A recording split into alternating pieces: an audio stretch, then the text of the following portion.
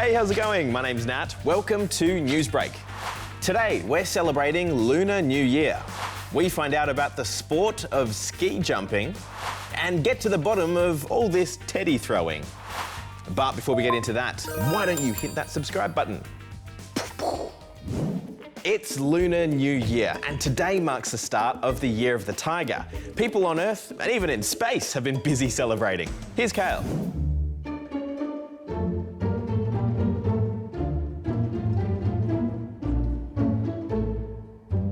Even when you're floating 425 kilometres away from your home planet, Lunar New Year is a big deal.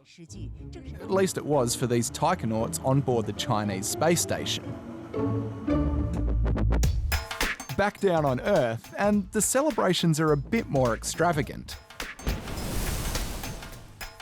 The Lunar New Year, also known as Chinese New Year or the Spring Festival, is celebrated on a different day every year, according to the different phases of the moon.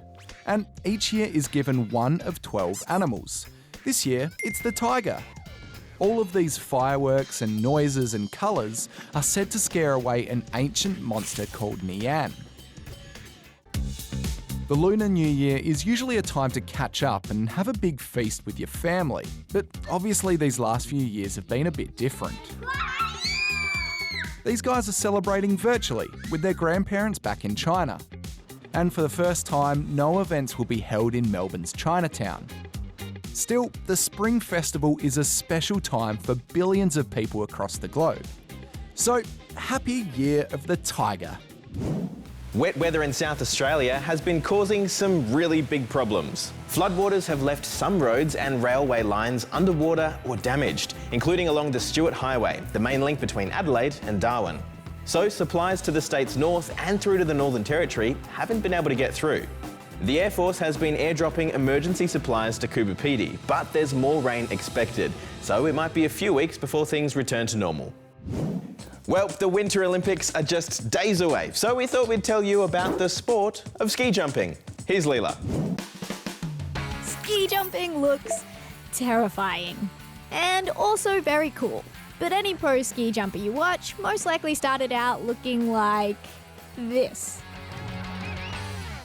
This ski club in Illinois is where many young American ski jumpers come to learn the sport.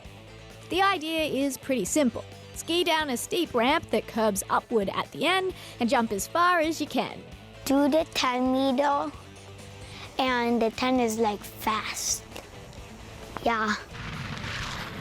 3 American athletes who are about to compete at the Winter Olympics actually started out here.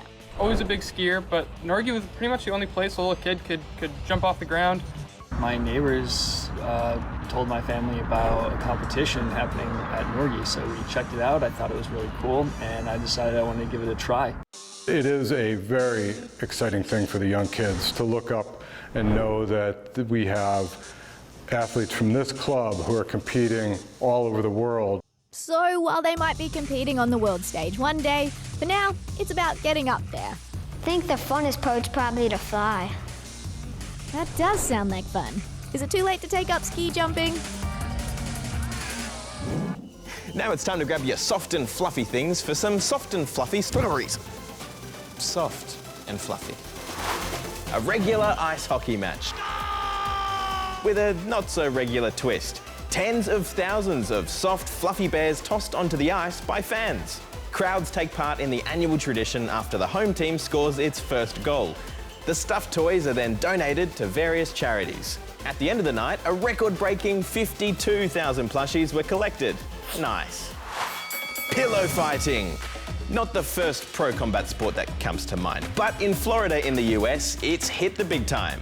With $5,000 and a title belt on the line, 24 competitors battled it out for the ultimate glory. Who comes up with this stuff? And finally, this man's hat. It's pretty fluffy. And so are these Siberian Huskies. Dog owners in Russia have been training their 4-legged athletes for the Fominsky Paws dog sled races. There are 2 ways you can do it, either in a sled or just on skis. And while there are prizes, they're nothing flash, mostly certificates and thermal underwear and stuff. Because hanging out with man's best friend is already prize enough. Well, that's all the news we've got for you today. In the meantime, don't forget, you can always hit subscribe. We'll be back again tomorrow. Bye for now.